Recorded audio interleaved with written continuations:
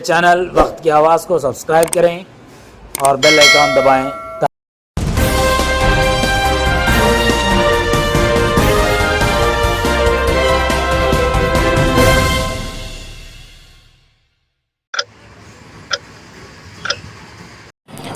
नाजरीन, वक्त की आवाज़ चैनल में आपका इस्तकबाल है। नाजरीन, लक्ष्मम्मा कोऑपरेटिव बैंक की जानिब से ख़वातीन को टेलरिंग तरबियत के लिए एक सेंटर का क़याम अमल में लाया गया। ये टेलरिंग सेंटर का इफ्तिताह सन 2013 में अमल में आया, जिसके बाद मुसलसिल ख़वातीन टेलरिंग की तरबियत आज तक हासिल कर रहे हैं। अब तक तकरीबन 2200 ख़वातीन ने टेलरिंग की तरबियत हासिल की है, जो बिला मज़हब व मिल्लत दी जा रही है। हर मज़हब के ख़वातीन यहाँ तरबियत हासिल कर सकते हैं। 3 माह का कोर्स होता है और मजबूत तरबियत के साथ दिया जाता है। तरबियत हासिल करने के बाद ख़वातीन पूरी तरह इत्मीनान बख्श नज़र आते हैं और अपनी ज़िंदगी के गुज़र बसर के लिए रोज़गारी के मौक़े भी हासिल कर लेते हैं। इस टेलरिंग सेंटर में न सिर्फ अदूनी शहर के ख़वातीन बल्कि मंत्रालयम, आलूर, पतिकोंडा, यमगनूर जैसे शहरों से भी आकर ख़वातीन तरबियत हासिल करते हैं। इस सेंटर में तरबियत हासिल करने वाले 74 ख़वातीन को आज असनाद से नवाजा गया। ये तकरीब लक्ष्मम्मा मीटिंग हॉल में मुनाकिद हुई, जिसमें मेहमान खुसूसी के तौर पर अदोनी DSP शरीक रहे। इलावाजी bank chairman Rayachoti Subbaiah, bank manager Mohammad Zulfikar और टेलरिंग सेंटर तरबियत इंचार्ज नसीरुद्दीन पटेल वगैरह शरीक रहे। तमाम लोगों ने टेलरिंग सेंटर की खूब तारीफ़ की। बाद-अज़ां मेहमानान के हाथों असनाद की तकसीम अमल में आई।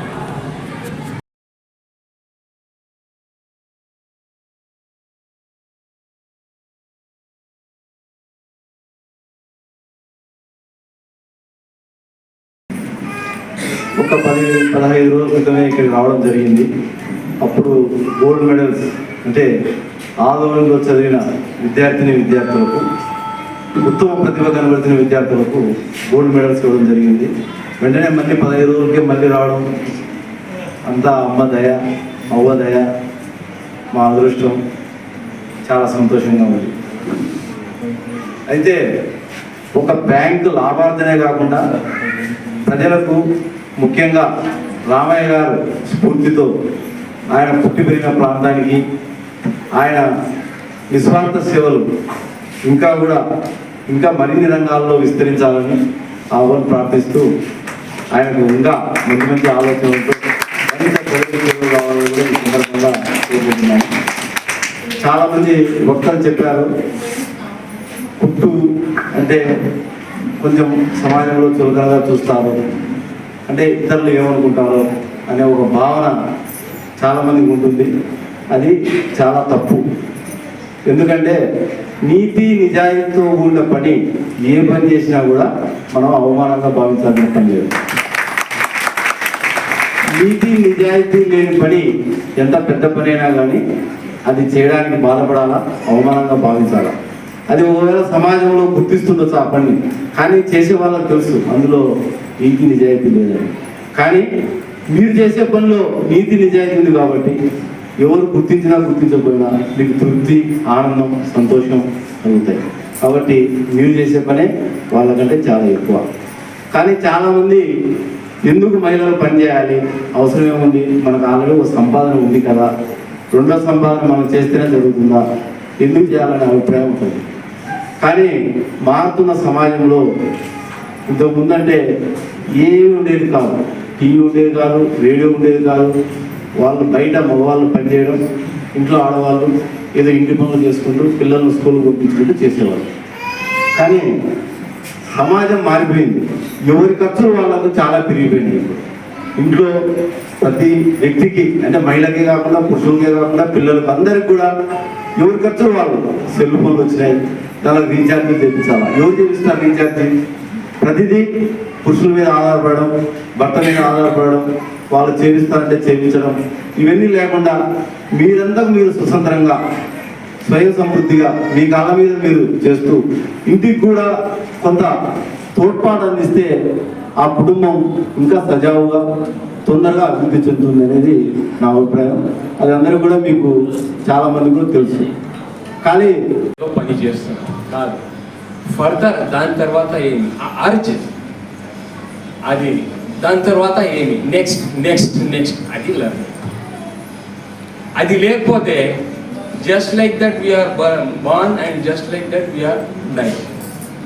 Every minute, every second, every hour learning ఉంటూనే ఉండాలి. అది ఆ జ్యోతి వెలుగుతూనే ఉండాలి మన లోపల.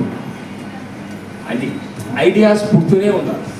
ఐడియాస్ లేకపోతే అదే ఏదో మెకానిక్ పుట్టినాను, మెకానిక్గా సైకిల్ మోటార్ మెకానిక్గా అట్లే ఉంటారు. మా డాడీ అట్లా ఉన్నా, నేను కూడా అది కాదు. ఏదో ఒకటి ఐడియా పుడుతూనే ఉండాలి, లేకపోతే లర్నింగ్ కాదు. ఆ లర్నింగ్ వల్ల ఏం ఉపయోగం? వాట్ ఈస్ ఏం అర్నింగ్? లర్నింగ్ ద్వారానే అర్నింగ్ వస్తాయి.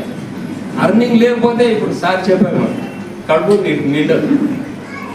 అర్నింగ్ ఆల్సో వెరీ నేర్చుకున్నాము, యాడో ఒక బేకార్ కట్టాలో కూర్చున్నాము, అది కాదు. అర్నింగ్ కూడా ఉంటుంది. వచ్చిన ఐడియా గురించి ఒక చిన్న ప్రెగ్నెన్సీ ఉన్నప్పుడు తన భర్తనే కోల్పోయినటువంటి దుర్దైవి. ఆమె కేవలం 3వ తరగతి మాత్రమే చదివింది. అటువంటి ఆమెను ఆ సంస్థ వారు గౌరవించారు. ఎందుకు తెలుసా? ఆమె 3వ తరగతి మాత్రమే చదివినా కూడా ఆ 3వ తరగతి చదివిన తర్వాత ఆమె ఏం చేసిందంటే, తనకు తెలిసినటువంటి ఒక ఏమిటి, చిన్నప్పుడు మామూలుగా పిల్లలకి పడుకోవడానికి బొంతలు తయారు చేస్తారు. బొంతలు, అది పాత చీరతో కుట్టి బొంతలు తయారు చేస్తారు. దాని కన్నడలో కౌరి అంటారు, తెలుగులో బొంత అంటారు, ఇంగ్లీష్లో క్విల్ట్ అంటారు.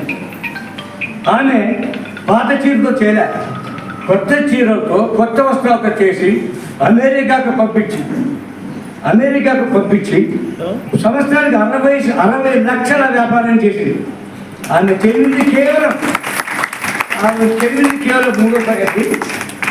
ఆ స్వామిజీ అంటారు, ఆమెను అడిగాను, ఏమన్నా నువ్వు 3వ తరగతి చదివావు కదా, నువ్వు వాటితో ఎట్లా మాట్లాడావు, ఏ భాషలో మాట్లాడావు అంటే, నాకు 5 భాషలు వస్తాయని చెప్తున్నాను.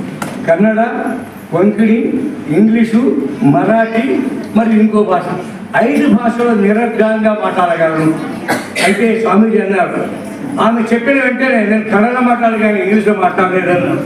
చూడండి, మీరు అంటారు కదా మాకు విద్య తెలియదు, మాకు అది తెలియదు, మాకు చదువు లేదు, నేను చేస్తున్నది పూర్తి శిక్షణ కేంద్రము.